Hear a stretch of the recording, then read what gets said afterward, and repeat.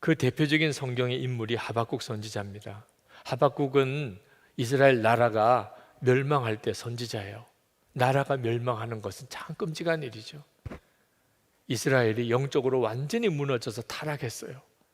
하박국 선지자는요, 그걸 보고 속이 터지는 것 같았어요. 정치 세계, 왕과 모든 정부가 다 부패했어요. 경제적으로는 말할 수 없는 빈부의 격차, 온갖 죄가 저질러지고 있어요. 하나님이 택한 백성이 어떻게 이럴 수가 있나? 그리고 하나님이 이스라엘을, 자기 택하신 백성을 하나님이 징계하시고 멸망시키시려는 거예요. 나라가 이제 완전히 멸망되는 것이 하박국 선지자에게는 보여요. 하나님께 원망의 기도를 드렸어요. 하나님, 이게 어떻게 이런 일이 있을 수 있습니까? 하나님, 언제까지 이렇게 내버려 두실 겁니까? 그랬었어요. 그런데 하박국 선지자가 하나님의 섭리를 깨닫게 됩니다. 하나님이 이스라엘 백성을 지금은 이방 나라에 완전히 망하게 할 것이라. 그게 하나님의 뜻이라. 하나님이 그렇게 하시는 이유는 이스라엘 백성을 버리려고 하심이 아니라, 이스라엘 백성을 이 일로 인하여 깨우치고 그리고 회개하게 하고 정결하게 만들어서 다시 하나님이 이스라엘 백성을 돌아오게 하실 거예요. 이스라엘 백성을 완전히 회복시키시려는 하나님의 그 전체 섭리를 하박국 선지자가 비로소 알게 됐어요. 그래서 지금 이스라엘 나라는 멸망할 겁니다. 그렇지만 하박국 선지자의 마음속에는 감사가 일어나기 시작했어요. 하나님, 하나님의 일을 속히 이루소서. 하나님이 하시려는 일을 하나님이 속히 이루소서. 그렇게 기도를 하게 됩니다. 그러면서 그가 고백했던 것이 하박국 3장 17절부터 나오는 고백이에요. 너무나 유명한 감사지요. 비록 무화과 나무가 무성치 못하며 포도나무에 열매가 없으며 감람나무에 소출이 없으며 밭에 식물이 없으며 우리의 양이 없으며 외양간에 소가 없을지라도 나는 여호와를 인하여 즐거워하며 나의 구원의 하나님을 인하여 기뻐하리로다. 나라가 망하는 순간에 기뻐하겠다는, 여호와로 인하여, 하나님을 인하여. 그러니까 하나님을 정말 믿게 되면 믿어지지 않는 감사가 나옵니다. 도무지 감사할 게 없을 것 같은 상황인데도 감사가 나오는 거예요. 그러므로 우리에게 필요한 것은 정말 하나님을 진짜 믿는 믿음이에요.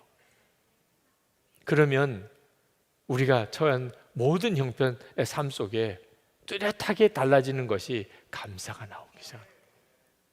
그 감사가 바로 주님과 동행하는 열쇠인 것입니다. 감사는 가장 기본적인 믿음이에요. 여러분, 성령의 열매를 보면 거기에 감사라는 열매가 나오죠.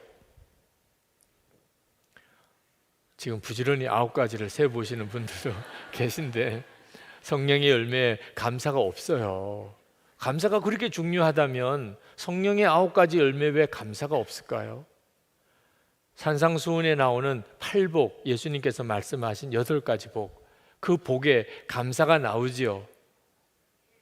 이제 대략 분위기를 아시니까 뭐 살펴볼 것도 없이 없다고 아마 생각이 드실 거예요. 없어요. 8가지 복에 감사가 없었어요. 성령의 9가지 열매에 감사가 없어요. 아니, 감사가 그렇게 중요하다면 어째서 성령의 열매에 8복에 감사라는 항목이 없는 걸까요? 너무나 기본적인 것이니까. 우리가 예수를 믿고 성령님께 순종해서 그렇게 살아가는 동안에 맺어지는 열매가 성령의 열매인데, 감사는 그렇게 성령님께 순종해서 맺어지는 그런 열매가 아닌 거예요.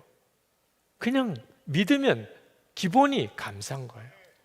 감사가 있으면 믿는 거고, 믿으면 감사가 있는 거고, 만약에 감사하지 않다면 믿음이 없는 거예요. 8복을 말씀하실 때 그 신비로운 복의 비밀을 깨우치는 경지에 이르는 것에 감사가 없어요. 왜? 감사는 그게 아니고 가장 기본이니까. 여러분, 어린아이들에게는 우리가 감사하라고 가르쳐요. 그죠? 유치원에서든지 어린이집에서든지 초등학교든지 여러분 감사하세요. 부모님에게도 감사하시고 선생님에게도 감사하고 어른들에게도 감사하고 누가 좀 잘해줬으면 늘 감사하다고 먼저 인사를 드리고 그렇게 하라고 가르치죠. 그죠? 근데 어른들 모아놓고 여러분 감사하세요. 그러면 분위기가 굉장히 썰렁해집니다. 그렇다고 해서 어른들이 다 감사하는 사람인 건 아니에요. 그렇지만 어른들에게는 감사해야 된다는 말은 조심스러워요. 왜? 그건 너무 기본적인 거니까. 그건 어린애 때나 배우는 거니까. 성령의 열매에 왜 감사가 없지요? 그건 수준이 완전히 다른 수준이에요. 아주 성령의 열매, 성령님에게 온전히 순종해서 얻어지는 수준이 아닌 거예요. 감사는 그냥 믿는다 그러면 감사한 거예요. 그 정도로 감사는 중요한 거예요. 성령의 열매 없기 때문에 감사가 중요하지 않은 게 아니고 역으로 너무너무 중요한 거예요. 예수를 믿었다 그러면 기본이 감사한 거예요. 우리가 이처럼 진짜 예수님을 믿게 되고 그래서 감사의 삶을 살게 되면 우리가 어떤 어려운 처지에 있어도 우리가 건짐을 받습니다. 어느 교인의 딸이 대학 수시 시험을 봤는데 아주 잘못 봤어요. 그렇게 낙심을 해서 집에 돌아와서 집안 분위기가 다 침울해졌습니다. 여러분도 자녀가 대학 입시를 치르는 자녀가 있으면 다 경험해 봤을 겁니다. 그렇죠? 뭐 가정 안에 무슨 뭐 좋은 이야기가 있을 수도 없고 시험 본 아이가 완전히 그냥 풀이 죽어서 시험 잘못 봤다고 그래서 울고불고 난린데 그 집안 분위기가 어떻게 좋을 수가 있겠어요. 근데 그 아버지가 그 딸을 불러다가 그렇게 권면을 했어요. 내가 오늘 시험을 잘못 본 것 같은데 그래도 오늘 하루 시험을 보고 돌아오기까지 그래도 감사할 제목이 있을 수 있잖아. 너 그걸 한번 생각해 봐. 오늘 되어진 나를 가만히 돌아보면서 그럼에도 불구하고 감사할 게 뭔지 너 한번 써봐라. 그리고 이번 주일에 반드시 그 제목으로 감사헌금을 하나님께 드려라. 그렇게 그 아이에게 말을 해주었어요. 그 아이가 아버지가 하는 말을 듣고 책상에 앉아서 오늘 아침에 일어나서 시험을 보고 그리고 돌아오기까지 감사할 제목이 뭔지를 써보기를 시작을 했습니다. 사실 뭐 수시를 잘못 봐서 하나도 감사할 제목이 없을 것 같은데 오늘 그래도 감사할 제목이 뭐지라고 이렇게 써보니까 꽤 많이 감사할 제목이 있는 거예요. 시험 잘못 본 거 하나만 문제지 감사할 것은 너무나 많았던 거예요. 이 아이가 깨달았어요. 그래서 그 주일에 하나님 앞에 그 수시에 떨어지고 감사 헌금을 드렸어요. 감사 제목은 너무 많았어요. 감사 헌금을 드린 것만 아니고 완전히 그날로 회복을 했어요. 그리고 다시 정시 시험 준비를 하고 수능 시험을 잘 보고 그리고 대학에 들어갔어요. 감사는 우리가 살아가는데 우리의 삶에 어떤 어려움과 처지에서도 우리를 건져낼 힘이에요. 그게 바로 예수님을 진짜 믿는 것이거든요. 우리가 주님과 동행하는 것은 전적으로 사실은 믿음 그 자체가 감사인 겁니다. 그러므로 저는 오늘 이 밤에 오신 여러분에게 정말 감사로 살아보기를 도전하기를 원합니다. 이건 굉장히 중요한 문제예요. 뭐 처음 들으신 분은 없으실 거예요. 그러나 진짜 감사로 사는 삶의 전환점을 가져오신 분도 그렇게 많지 않으실 겁니다. 그러나 듣기는 들었어요. 그렇지만 모든 것을 감사한 믿음으로 이제는 예수님을 믿으니까 그렇죠?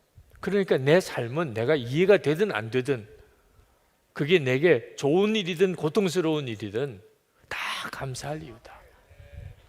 이렇게 믿고 살아보지 못하신 분들이 많으실 거예요.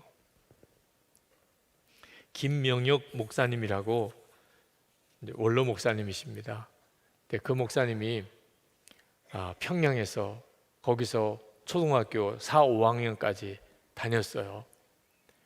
공산 치하가 됐습니다.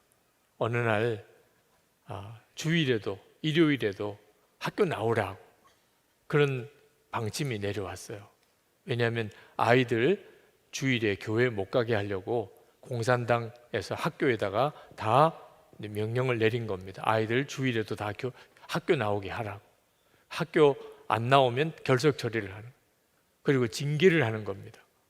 그런데 김명혁 목사님 어릴 때 너무 교회가 좋았어요. 교회에서 주일 예배를 드리는데 자기는 학교 안 가고 교회를 나왔습니다. 하루 종일 교회에서 지냈어요. 그 다음날 월요일 날 학교 가면 주일에, 일요일에 교회 학교 안 나왔다고 벌 세우고, 그리고 야단 맞고, 나중에는 정학까지 그렇게 처분을 받았어요. 이 아이가 내가 여기서는 신앙생활을 제대로 못하겠다, 교회도 제대로 못 다니겠다, 그 어린 아이가 그 생각이 들었어요. 11살 때입니다. 6.25 전쟁이 일어나기 얼마 전이에요. 월남해야 되겠다, 그 생각을 했어요. 엄마 아빠 다 있고 형제들 다 있고 학교도 있고 고향이고, 11살 아이가 엄마 아빠한테 남한으로 가야 되겠습니다, 여기서는 더 이상 살 수 없습니다. 부모도 참 기가 막히겠죠. 근데 열심히 신앙생활을 해보겠다고 하는 아이를 더 이상 붙잡지를 못하고 어른들하고 섞여서 그 밤중에 남한으로 38선을 넘게 돼요. 38선을 넘는 그 바로 직전에 이 북한 군인에게 적발이 됩니다. 그리고는 총뿌리를 들이다대고, 다 꼼짝마, 움직이면 쏜다, 총을 들이다대고 위협하니까 함께 월남하려고 했던 어른들 다 서서 다 손을 들었어요. 근데 이 11살 된 김명용 목사님은 그 순간에 내가 여기서 그냥 멈추면 난 이제 주일에 교회도 못 가. 그리고는 다들 서 있는데 혼자서 그냥 내뺀 겁니다. 자, 그리고는 정말 얼만큼의 시간을 걸렸는지 그 언덕을 뛰고, 그리고 밭을 지나고, 그리고 강이 있는데 목에까지 잠기는 그 강물을 헤쳐서 결국은 38선을 넘은 거예요. 그리고 한국에 와서 정말 고아 아닌 고아로 여기서 공부하고, 그렇게 목사가 되고, 서울 중고등학교 나오고 서울대학 나오고, 그리고 미국 유학 가서, 그리고 참 훌륭한 목사님, 목회를 잘 하신 목사님이십니다.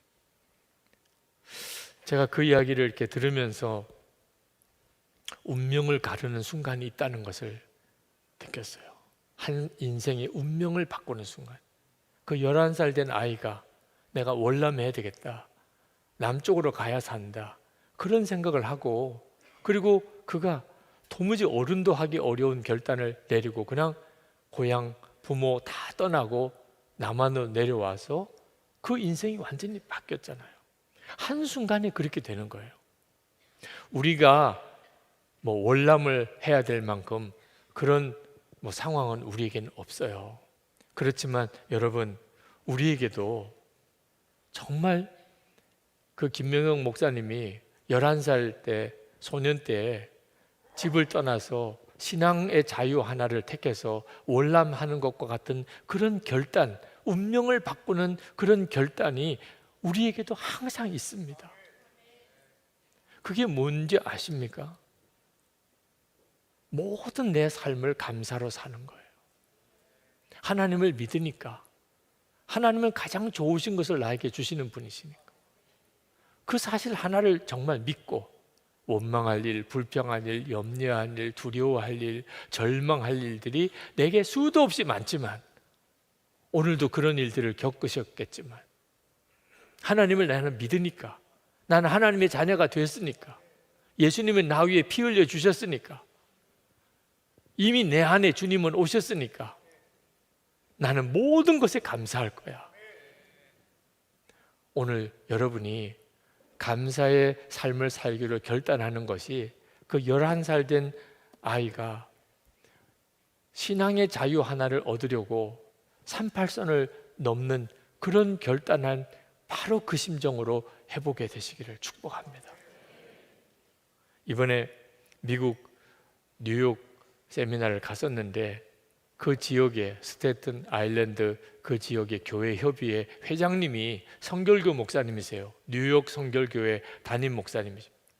근데 그 목사님이 식사를 하는 중에 우리가 교회에서 예수님을 계속 바라보는 삶을 일기로 이렇게 훈련하고 있다는 걸 말씀을 드렸더니 당신 교회에도 그런 일을 하고 있다는 거예요. 하감스라고 이름을 붙인 그런 일기를 쓰는 일을 하고 있대요. 하감스가 뭐냐면 하나님께 감사 일기 쓰기예요. 교인들에게 매일 오늘도 하나님 감사합니다. 그 감사 제목을 10개씩, 20개씩, 30개씩 매일 감사 일기를 계속 쓰게 하는 일을 하고 그걸 노트를 주어서 그걸 쓰고 있다는 거예요.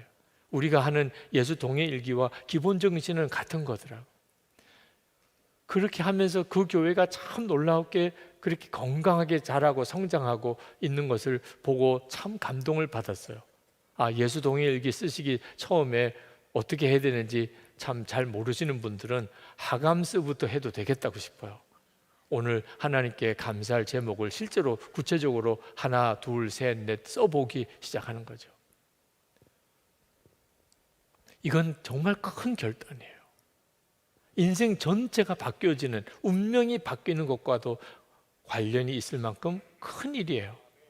여러분 1시간 기도 운동을 하고 있는데 1시간 기도 운동도 힘들어요, 죽겠어요, 못 살겠어요, 복수해 주세요 이렇게만 기도하고 끝내지 말자고 1시간 기도하는 거라고 했죠. 네. 1시간 기도하자고 하는 것으로 기도 안 하면 그렇게 기도하고 끝내버리니까, 그것도 기도는 기도니까, 죽겠어요, 힘들어요, 못 살겠어요 이렇게 하고 끝내는 것도 기도잖아요. 근데 기도는 그렇게 하자고 하는 게 기도가 아니거든요. 기도는 어디까지 가야 진짜 기도지요? 결국은 감사가. 시편을 읽어보세요. 다윗이 쓴 시편 다 처음에는 죽겠어요, 살려주세요, 원수 갚아주세요, 그리고 맨 마지막에 가면 찬송이 나옵니다. 그렇게 다윗의 시편은 다 한결같은 구조를 가지고 있어요. 그 시편이 읽기는 1분이면 읽고 2분이면 읽고 3분이면 읽을 짧은 시편이지만 실제로 그 기도는 1시간 기도, 하루 종일의 기도예요. 그걸 요약해서 써보니까 그렇게 짧게 기록이 된 것뿐입니다. 감사가 터져 나오기까지 1시간이 걸려요, 기본이. 그래서 1시간 기도 운동을 하자는 거예요. 온 성도들이 이제는 어떤 어려운 일이 생겼든, 어떤 슬픈 일이 왔든, 어떤 고비가 왔든 항상 하여튼 감사로 끝나는 삶을 살자. 하나님 감사합니다, 하나님 찬양합니다. 기도해 보면 마음의 심령이 영혼이 강해져요. 그래서 감사가 나오게 돼 있어요. 하나님이 믿어지기 시작하고, 그리고 내 일에 대하여 감사가 나오게 됩니다.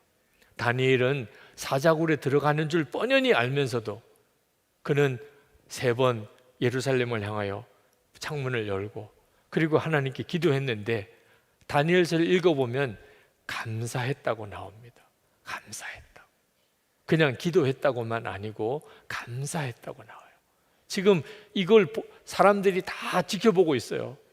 이제 왕에게 고잘질하면 자기는 사자굴에 끌려가요. 왕 외에 다른 사람에게 절하면, 기도하면 사자굴에 들어가게 법령이 정해져 있어요. 그런데도 하나님께 감사했다는. 그리고 그는 담대하게 사자굴로 끌려갑니다. 그리고 하나님이 사자의 입을 닫아버리죠. 그리고 자기를 해하려고 했던 대적자들이 오히려 사자굴에 빠져 죽습니다. 바울과 실라가 빌립보 감옥에서 그 매맞고 기가 막힌 어려운 처지에 빠졌을 때 그는 원망하고 불평하고 낙심하고 좌절하고 하지 않았어요. 그건 하나님께 맡겨버렸어요. 이미 주님과 동행하는 사람이기 때문에 더 이상 어떤 상황에도 염려, 걱정, 두려움, 불평, 좌절, 십자가에 이미 못 박혔어요. 그리고 평안, 기쁨, 감사로 가기로 결단했어요. 그러니까 그 한밤중에 하나님께 기도하고 찬송한 거예요. 그리고 감옥이 뒤흔들렸어요. 지진이 일어나. 그렇게 살아보자는 거예요. 지진이 진짜 일어나나 안 일어나나, 여러분의 인생에 지진이 일어나는지 안 일어나는지, 가정의 일터에, 여러분의 삶의 영역에, 여러분의 속회와 선교회와 여러분이 섬기는 모든 부서에, 지금 여러분이 속해 있는 교회에 진짜 영적인 지진이 일어나나 안 일어나나, 불평, 원망, 근심, 좌절은 십자가를 못 받고 감사만 하며 살 겁니다. 평안과 기쁨으로 그렇게 살아가겠습니다. 그렇게 해보자는 거예요. 오늘 이 밤에 하나님 앞에 우리 기도하실 때, 하나님, 저는 이제 진짜 믿음과 소망과 사랑으로 살겠습니다. 주님, 근심과 걱정과 불평과 염려는 다 하나님께 맡겨버립니다. 평안과 기쁨과 감사함으로 제가 살겠습니다. 오직 사랑만 하며 살겠습니다. 기도하고 여러분의 그 기도의 결단에 성령께서 기름 부어 주시는 것을 분명하게 체험하고, 그리고 일어서게 되기를 축복합니다.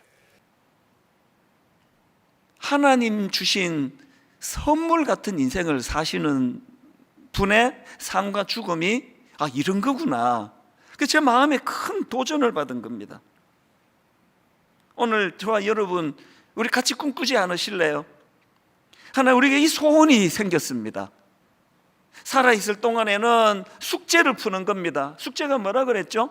아무리 어려운 여건, 아무리 힘든 어떤 상황이라 할지라도, 하나님, 저는 이 재료들을 모아가지고, 아까 그 본문 말씀 2절부터 8절까지 드렸잖아요. 좋은 재료만 있는 거 아닙니다. 웃는 일만 있는 거 아닙니다. 울 일도 있고 슬퍼한 일도 있습니다. 그런 모든 재료를 가지고 하나님, 내 인생이 하나님이 주신 선물 같은 인생 되게 하여 주시기 원합니다. 이 숙제를 향해 늘 애쓰고, 그러다가 인생이 다 하면 그 목사님처럼, 주님, 저는 행복합니다, 이 마지막 이 한마디가 모든 걸 다 거기에 담고 있는 거 아닙니까?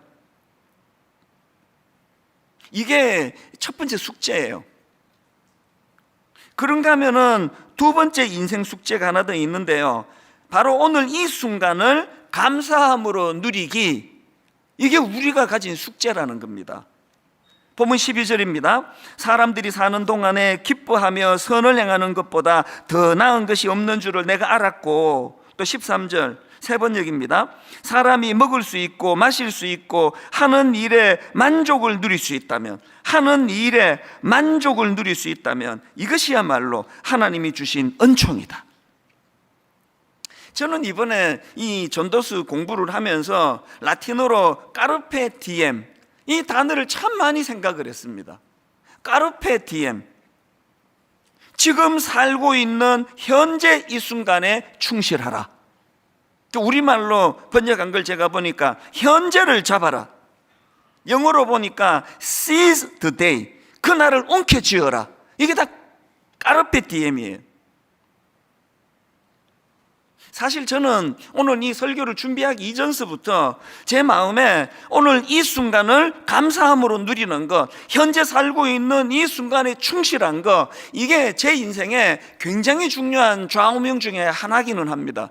왜 이런 좌우명을 제가 갖게 됐는가 하면은요, 홍성태 교수님이 쓴 모든 비즈니스는 브랜딩이다, 이런 책이 있는데요, 저자가 1997년도에 캐나다를 방문을 했습니다.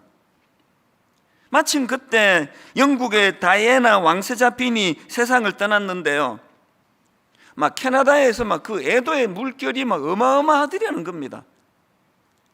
길거리에는 사람들이 가져다 놓은 애도의 꽃이 쌓여 있고요, 텔레비전에서는 계속 이 다이애나와 관련된 방송이 반복이 돼서 지금 나오고 있는 그런 상황인데요, 이 교수님이 이제 TV를 딱 트니까 아주 우연히 어떤 장면을 봤느냐 하니까, 이제 다이애나, 프랑스 파리에서 사고를 당해서 죽었는데, 이제 그 시신을 영국으로 옮겨가는 그것을 이제 중계 방송을 하더라는 겁니다. 세계에 수많은 사람들이 그 중계를 보고 있었는데요, 거기서 이 교수님이 깜짝 놀랄 너무나 인상적인 한 장면을 봤다는 겁니다. 영국 왕실 비행기가 이제 공항에 착륙을 하고 또 찰스 왕세자가 이제 상복을 입은 자녀들과 함께 이제 걸어오고 있고요. 의장대가 아주 절도 있게 예를 갖추어서 착착착착 이제 다이애나의 관을 가지려고 발을 맞추어서 이제 비행기 쪽으로 걸어가는데, 이 교수님이 발견한 게 뭐냐 하니까요, 다이애나가 누워있는 관을 가지러 가는데 화물칸이 열리더라는 거예요. 그리고 놀랍게도 그 화물칸에서 다이애나의 관을 내리는데요, 그거를 보더니 교수님이 표현으로 마음이 꽉 막히더래요. 아니, 지금 전 세계 사람들이 애도하는 그런 인물인데 그 시신이 짐짝처럼 화물칸에 실려 있더라는 겁니다. 아니, 왕세자비는 사람인데 왜 짐짝 취급을 받았을까? 이게 가슴이 막힐 정도로 충격이 되더라 그러시던데요. 그 교수님이 하는 말이, 이 다이애나가 왜 짐짝 취급을 받았는가, 그 직접 한번 들어보세요. 그가 한 말을, 그 교수님이 한 말을. 왜 짐짝 취급을 받았다고요? 간단합니다. 죽었으니까. 육신만 있고 영혼이 없지 않은가? 왕세자빈이 아니라 그 누구라도 영혼이 없으면 사람이 아니라 화물 취급을 받는다. 저는 그 한마디에 저도 또 충격이 되더라고요. 아무리 뭐 세계에 영향력을 미친 어떤 사람이라 해도 그가 죽으면, 영혼이 없으면 그 육신은, 그 껍데기는 화물 취급을 받는다. 제가 그 내용의 글을 읽으면서 정말 제 마음에, 하나님, 제가 살아있을 때, 하나님, 내 시신이 화물칸에 들어가기 전에, 내가 오늘 호흡할 때 이 하루를 충실히, 까르페 디엠, 오늘에 충실하기 원합니다. 비록 제가 다이애나와 같은 막 세계적으로 유명한 인생은 아니라 할지라도, 그저 소박한 한 교회를 다니면은 또 한 가정의 아버지에 불과하지만, 여전히 내 인생은 죽은 다이애나 비가 아니라 살아있는 이찬수로 살기를 원합니다. 하나님, 내가 화물칸에 들어가기 전에 너무너무 이 하루를 가치 있게, 의미 있게, 보람 있게 그렇게 살아가기를 원합니다. 이제 12월 달 아닙니까? 올해는 생각지도 못한 코로나19가 연초부터 터져가지고 올 한 해가 다 망가져 버렸잖아요. 다 어긋나 버렸잖아요. 가게 하시는 분, 식당 하시는 분은 말할 것도 없고, 결혼 준비하는 동안에 원래 결혼하기로 한 젊은이들이 얼마나 많은 혼란을 겪었는지 아십니까? 날짜를 막 여러 번 옮겨야만 되고, 장소를 옮겨야만 되고. 그래서 이건 내버려 두면은 이 2020년도는 그냥 막 다 망가져버린, 우리 인생에서 잃어버린 그런 날이 될 위험이 있는데, 이런 상황이기 때문에 저는 오늘 여러분들한테 너무나 중요한 한 가지를 선포하려고 합니다. 사실 코로나19가 터지고요, 한 3주, 4주 이런 단위로 뭐 지난주 예배 회복 운동에 이르기까지 여러 가지를 우리가 이 코로나19에 대응해 왔는데, 오늘이 종결판입니다. 12월에 들어선 오늘 저는 다시 감사 회복 운동을 선언합니다. 이 감사 회복 운동이 까르페 디엠, 현재를 잡아라, 오늘 이 순간을 충실하게 살아라, 죽은 다이애나가 아니라 살아있는 너 이름 너로 그렇게 살아라고 하시는 하나님의 말씀에 우리가 부응하기 위해서는 이 감사 운동이 회복돼야 된다는 것입니다. 그래서 저는 이제 내일부터 12월 31일 12월 마지막 날까지 하루 3번 감사 운동을 펼칩니다. 이 하루 3번 감사 운동, 첫째가 뭐냐? 아침 감사. 둘째가 뭐냐? 정오, 낮 12시 감사. 셋째가 뭐냐? 저녁 감사예요. 하루 3번 감사 운동 중에 아침 감사는 뭐냐? 눈을 뜨자마자 하루를 감사 고백으로 하루를 시작하자는 겁니다. 여러분, 올 한 해 분당 우리 교회에서 마음의 성구로 선택하고 연초부터 우리가 묵상하는 게 시편 118편 28절 아닙니까?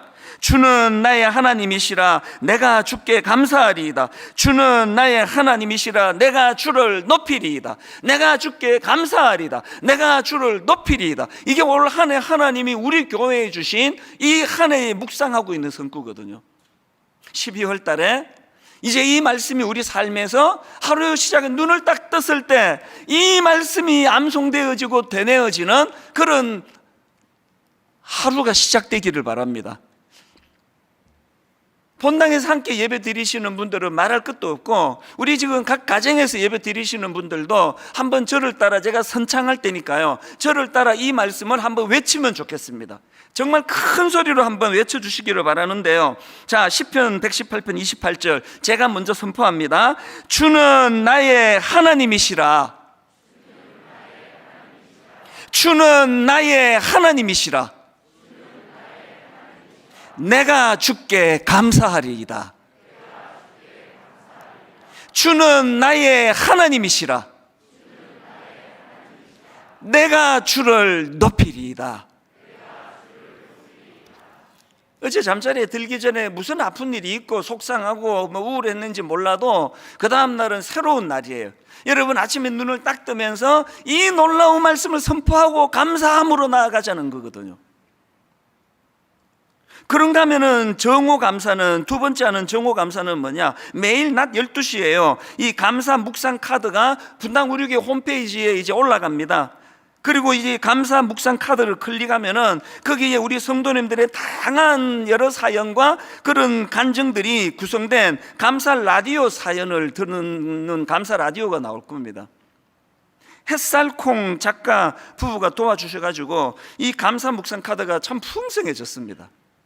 매 낮 12시마다 점심을 드시기 전에 감사 묵상 카드를 가지고 오늘 이 하루의 감사를 점검하는 그런 운동이 두 번째고요. 마지막 세 번째가 저녁 감사가 뭐냐? 153 감사 노트를 하나님 앞에 기록하면서 하루를 마무리하자는 겁니다. 왜 이걸 기록해야 될까요? 아까 말씀드렸잖아요. 인생은 안개라고, 사라져 버린다고. 그렇게 소중하고 아름다운 것들 조금만 지나면 다 없어져 버려요.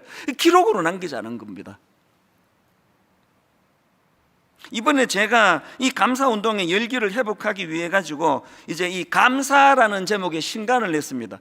저는 원래 그 감사 제목, 이 책 제목을 막 아주 좀 길게 이렇게 보냈더니 출판사에서 막 목사님 거두절미하고 막 감사로 그냥 나갑시다. 제목을 잘 지은 것 같아요. 저는 지금까지 뭐 내가 책을 썼으니 이거 한 권 사주세요, 팔아주세요 그런 말 한 적이 없는데요. 이번에는 하려고요. 책 한 권 사주세요. 저 밥 한 끼 대접하는 마음으로 이 책 한 권 사주세요. 그동안 했던 설교들을 쭉 묶어놓은 이 책을 왜 이번에 많은 분들이 읽었으면 하는가 하면은요, 그 책을 매개로 해서 다시 153 감사에 불이 붙기를 바랍니다. 그래서 감사 노트를 쓰면서 하루를 마감하고 감사 노트를 쓰면서 하루를 시작하고. 왜 153 감사 노트라고요? 왜 153 감사 운동이라고요?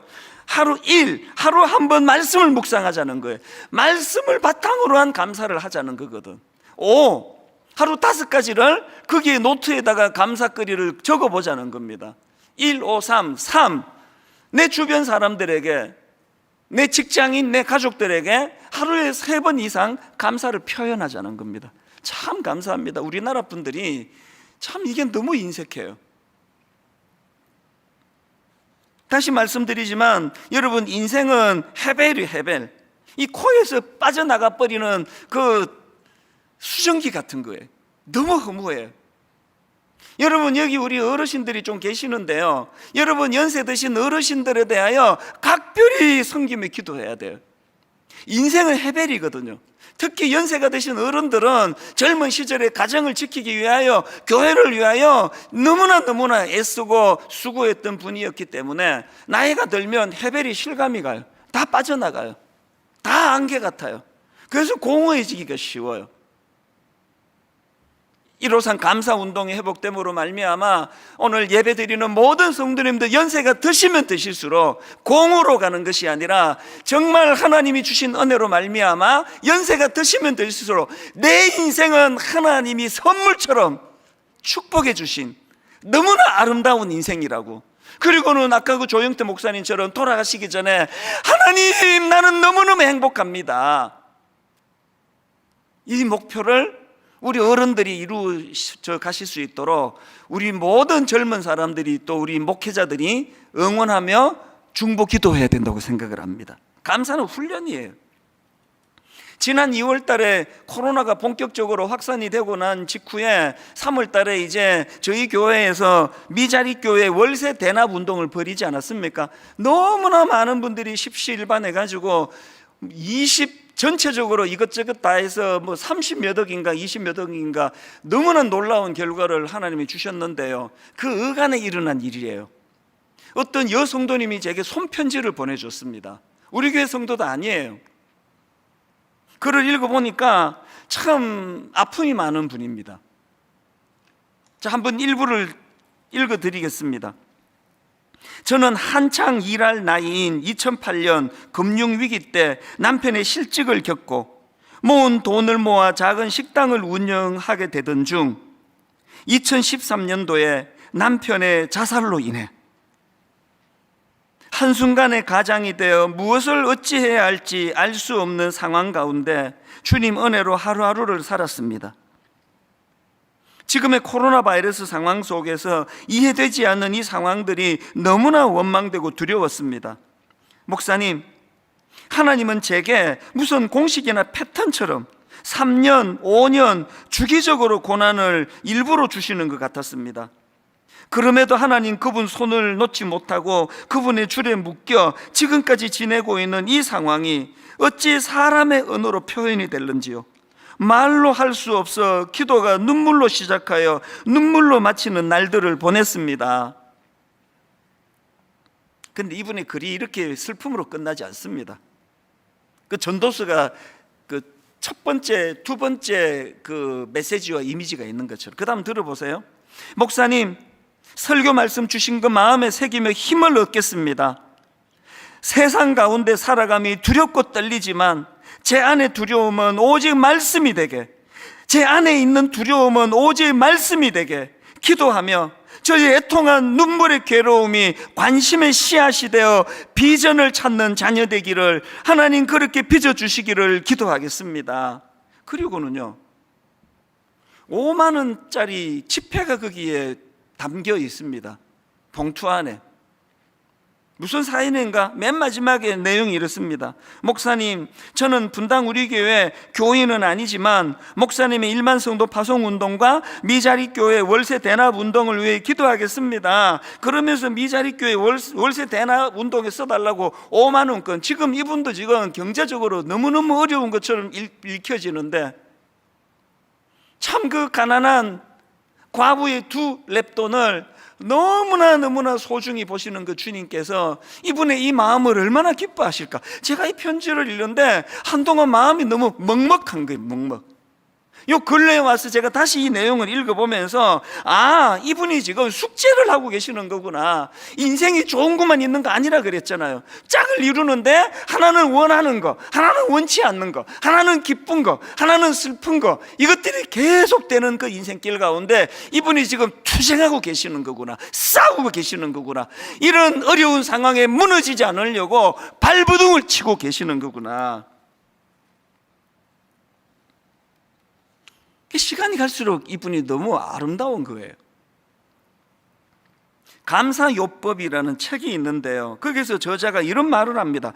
감사가 환경을 변화시키지는 못하나, 잘 들어보세요, 감사가 환경을 변화시키지는 못하나 사람의 태도는 변화시킨다. 무슨 뜻일까요? 아까 그냥 막 기분 좋을 때, 춤출 때는 막 기뻐 춤을 추다가 슬픈 일이 있으면 우울하고 좌절하고 낙심하고 이런 삶을 살았는데, 그 삶에 하나님이 개입되고 나니까 하나님이 인생의 콤파스가 되어주시니까 혼란이 없는데, 왜 없습니까? 이분은 그야말로 뭘 몸부림치는 겁니까? 죽은 다이애나가 아니라 나는 살아있는 하나님의 자녀로 오늘 내게 주어진 이 삶의 재료를 가지고 반드시 나는 내 인생에 하나님의 선물 같은 아름다운 인생이 되도록 만들고야 말 것이다. 저는 오늘 말씀의 결론을 이렇게 맺기 원합니다. 인생의 2가지 숙제 아시겠죠? 늘 내 삶 속에 하나님을 인식하고 하나님께 승복하고 하나님을 내 삶의 콤파스가 되어 주시도록 우리가 그분을 사모하는 것, 이게 첫 번째 숙제예요. 2번째 숙제가 뭐라고요? 오늘 이 순간을, 오늘 이 하루를 감사함으로 누리기를 원합니다. 유야를 막론하고 하나님, 오늘 이 하루도 하나님이 주신 선물이기를 원합니다. 이런 소원을 갖기 위해서는 예레미야가 3장 22절 23절 여호와의 인자와 긍휼이 무궁하심으로 우리가 진멸되지 아니함이니이다. 이것들이 아침마다 새로우니, 이 은혜가 아침마다 새로우니, 이 긍휼하심이 아침마다 새로우니 주의 성실하심이 크시도소이다. 지난주 간증한 거 기억나시나요? 어제까지 아팠거든요. 토요일 저녁 설교 준비가 다 덜 끝났거든요. 이번 설교를 다른 부목사님한테 맡겨야 되나 근심이 있었거든요. 그랬는데 그 다음 아침에 일어났을 때, 그 새벽 2시 얼마에 눈이 떠졌을 때, 여호와의 인자와 긍휼이 무궁하심으로 우리가 진멸되지 아니함이니이다. 이것들이 아침마다 새로우니 주의 성실하심이 크시도소이다. 그것이 저를 벅차게 만들었다는 걸 말씀드리지 않았습니까? 여러분, 저와 함께 우리 남은 인생에 서로 힘을 북돋아가면서 이 숙제를 해나가면 좋겠습니다. 기어이 어제의 눈물이 재료가 되어, 어제의 아픔과 한숨이 재료가 되어, 하나님, 그 조형태 목사님처럼 맨 우리 인생의 마지막, 하나님 너무너무 행복합니다, 이 한마디 주님께 올려드리고 이 땅을 소풍길처럼 그렇게 지냈습니다 고백하고, 그렇게 본향 하나님 나라를 주님 품에 안기는 이런 일들이 저와 여러분에게 일어나게 되기를 바랍니다. 일어나게 될 줄로 믿습니다. 그 조형태 목사님 따님이 쓴 그 찬양을 오늘 말씀을 총 정리하는 곡으로 부르면 좋겠는데요. 우리의 삶에서 어떻게 하나님의 임재와 하나님의 인도하심을 믿는 우리들에게서 어떻게 우리들의 삶을 감사하지 않을 수 있을까요? 미래의 감사가 우리의 삶을 축복과 기적으로 인도하는 열쇠인데, 우리들이 감사의 성품을 잃어버리고 있다면 우리는 하나님의 은혜를 경험하지 못하고 사는 사람입니다. 이번 변화산이 여러분들 속에 역사하시는 하나님의 임재, 은혜를 경험하는 변화산이 되어야 되지 않겠습니까? 자, 저는 영성이 늘 훈련이라고 말을 합니다. 영성은요, 어느 날 한 번에 우리들 가슴에 훅 들어와서 우리들이 영성이 쌓여지는 게 아니더라고요. 적어도 제가 목회를 하면서 깨닫게 된 건, 끊임없는 훈련을 통해서 그 영성이 우리들에게서 습관이 되고 성품이 되어야 우리들이 비로소 영적인 사람이 되는 거예요. 그래서 이 감사의 성품이요, 그냥 한 번 은혜를 받았다고 되는 것이 아니라 우리들에게서 어떻게 성품이 될 수 있는가. 첫 번째, 우리들이 하나님 앞에 받은 복이 무엇인지, 우리들이 어떤 상태에 있는지, 우리들이 하나님 앞에 우리의 받은 것, 우리의 모습들을 한번 돌아볼 수 있으면 감사의 성품을 가질 수 있지 않을까. 세상 모든 풍파 너를 흔들어 약한 마음 낙심하게 될 때에 내려주신 주의 복을 세어라. 주의 크신 복을 내가 알리라. 받은 복을 세어 보아라. 크신 복을 내가 알리라. 받은 복을 세어 보아라. 주의 크신 복을 내가 알리. 받은 복을 세어 보아라. 크신 복을 내가 알리라. 받은 복을 세어 보아라. 주의 크신 복을 내가 알리라. 받은 복을 세어라. 여러분들이 오늘 이 자리에 앉아서 예배하는 것이 참 큰 복이라는 생각이 들지 않으세요? 어제 제가 새가족 애찬하는데 우리 새가족 중에 한 사람이 이렇게 간증을 하면서 그런 얘기하더라고요. 제가 만나교회 찾아와서 이렇게 등록을 했지만 아직 제 고난이 끝나지 않았습니다. 아직 힘이 듭니다. 제가 어제 설교하면서 그런 얘기했어요. 그것이 축복입니다. 아직 끝나지 않은 고난 가운데 하나님 앞에 나와 기도하고 하나님 여기에 우리를 있게 하신 이것이 우리들에게 큰 복이라고 하는 것을 고백할 수 있는 것, 그것이 우리들에게 축복입니다. 받은 복을 세어보아라. 그리고 하나님께 감사하는 것, 하나님께 감사하는 것은요, 하나님을 칭찬하는 거예요.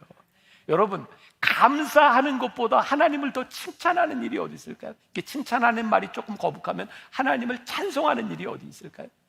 감사하는 것보다 하나님을 더 영화롭게 하는 일이 없는 거예요. 시편 118편 1절에 보니까 여호와께 감사하라. 그는 선하시며 그의 인자하심이 영원함이로다. 하나님이 우리의 인생에 선하심을 고백할 수 있다면 이것이야말로 하나님의 주권을 인정하는 가장 최고의 행위일 수밖에 없는 거죠. 두 번째, 감사의 일기를 한번 써보자. 저는 일기를 안 쓰는 사람이에요. 제가 얘기하는 이 일기라고 하는 것은 매일매일 쓰는 일기일 수도 있지만 하나님께서 우리들에게 행하신 감사에 대한 것을 우리들이 고백하고 표현해 보자고 하는 거예요. 표현하지 않는 감사는 감사가 아니에요. 그래서 제가 오늘 그런 생각이 들더라고요. 우리 기도 제목을 우리들이 많이 쓸 수 있어요. 우리가 바라는 것, 하나님 우리의 고난에서부터 우리들이 기도 제목들 많이 있어요. 근데 그런 기도 제목을 쓰기보다 한번 하나님께서 우리들에게 주신 감사를 한번 적어볼 수 있다면, 감사의 고백을 할 수 있다면 우리들이 안고 있는 모든 문제들이 이 감사 안에서 풀려지지 않겠는가. 감사로 하나님을 영화롭게 하는 우리의 신앙의 고백들이 이 모든 문제들을 풀어주지 않겠는가. 저는 이 감사라고 하는 게 우리들에게 이렇게 좀 중독성이 있다고 생각하는, 어떤 일에 중독성이 있냐, 너무 좋아서 막 하고 싶을 때, 이게 감사가 그런 것 같아요. 하나님 앞에 감사하는 인생이 되면, 감사를 표현하면 그게 우리들에게 중독성이 있어서 또 감사를 낳고 또 감사를 낳는 거예요. 이 시편 기자를 보면 정말 그의 인생의 모든 고백들이 있어요. 고난의 이야기, 슬픔의 이야기, 배신의 이야기. 근데 시편이 하나님을 찬양하는 그 말씀이 될 수 있는 것은 그 모든 비탄과 애통과 고난과 슬픔의 얘기 가운데 결국은 하나님을 고백하며 하나님을 찬양하고 있다는 거예요. 여러분들이 하나님 앞에 여러분들의 모든 고통과 비탄과 애통을 다 말씀하세요. 그러나 그 말 가운데 하나님이 우리를 여기까지 인도하신 그 감사가 고백되기 시작할 때, 그게 우리들에게 얼마나 놀라운 축복이겠습니까? 자, 범사에 감사. 세 번째, 범사에 감사할 수 있다면 얼마나 좋을까요? 근데 우리들이 지금 우리들에게서 일어나는 사건 하나하나를 가지고 감사할까 말까를 생각한다면 그거 불가능한 일이에요. 그런데요, 우리들에게 일어나는 그 모든 일 가운데 그것을 우리들이 이해하는 것이 아니라 하나님 앞에 고백하고 결단할 수 있다면, 어떤 결단? 내가 하나님 안에 있어. 하나님은 나를 지으신 분이야. 하나님은 선하신 분이야. 하나님은 나를 인도하시는 분이야. 그래서 오늘 우리들에게 일어나는 이 일 가운데 나는 감사할 수 있어. 우리의 염려가 기도로 바뀌어지고 영성 훈련, 감사의 고백들이 우리들에게 하나님 앞에 우리들이 고백하고 결단할 수 있다면 우리들이 범사에 감사할 수 있는 일들이 일어나는 거죠. 하나님은 어떤 분이세요? 나를 지으신 분이세요. 하나님 내 안에 계세요. 처음부터 내 삶은 그분 안에 계셨어요. 그래서 우리가 기도할 수 있어요. 내 이름 아시죠? 내 모든 생각도, 내 흐르는 눈물 그가 닦아주셨죠. 나를 지으신 주님 내 안에 계셔.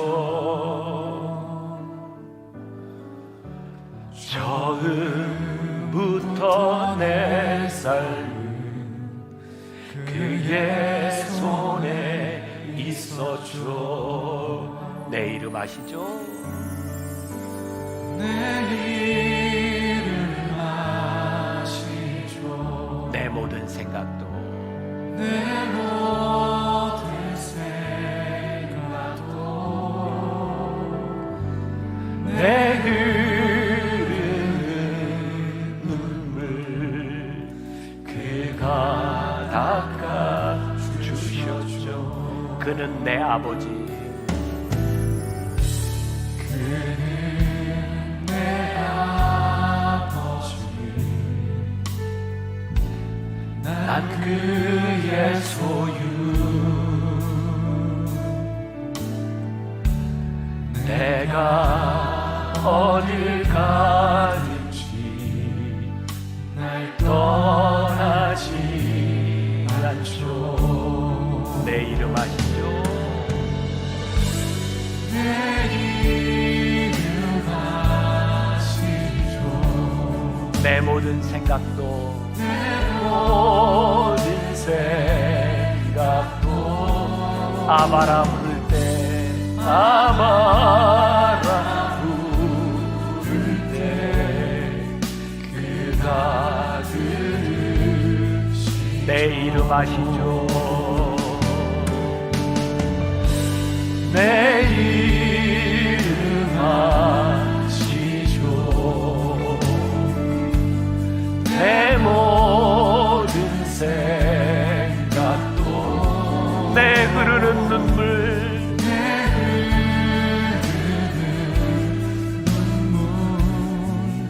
그가 닦아주셨죠. 빌립보서 4장 6절부터 7절까지 말씀해 보니까 아무것도 염려하지 말고 다만 모든 일에 기도와 간구로 너희 구할 것을 어떻게 해요? 감사함으로 하나님께 아뢰라. 그리하면 모든 지각에 뛰어난 하나님의 평강이 그리스도 예수 안에서 너희 마음과 생각을 지키시리라. 제 이야기가 아니고 성경이 우리들에게 말씀하고 있네요. 감사함으로 하나님께 아뢰라. 그리하면 모든 지각에 뛰어난 하나님의 평강이 그리스도 예수 안에서 너희의 마음과 생각을 지키시리라. 제가 이렇게 여러분들을 도전할 수 있을 것 같아요. 우리들이 운동을 하잖아요. 근육을 만들려면 어떻게 해야 돼? 그 부분을 집중적으로 운동해야 근육이 생겨요. 여러분들을 챌린지하는 거예요. 이번 변화산 기간에 감사의 근육을 한번 만들어 봅시다. 우리가 감사할 때 감사의 근육이 튼튼해지면 이 근육을 우리들이 사용할 수 있는 거예요. 감사가 우리들의 삶의 습관이 될 수 있을 때 이 감사의 근육이 우리들에게 튼튼해지는 거예요. 감사의 근육이 우리들에게 만들어지면 모든 사물을 우리들의 감사의 시각으로 볼 수 있게 됩니다. 우리들이 감사할 수 있을 때 우리들의 삶을 인도하시는 하나님의 마음과 하나님이 인도하시는 인생이 우리들 가운데 보이기 시작합니다. 감사의 눈으로, 감사의 성품으로 우리들이 변화될 수 있는 것, 이게 우리들의 인생의 가장 큰 기적이 아니겠습니까? 이번 변화산 나는 그리스도인입니다. 그리스도인이 가져야 될 성품, 용기와 감사의 성품이 여러분들 가운데 만들어질 수 있기를 주님의 이름으로 간절히 축원합니다.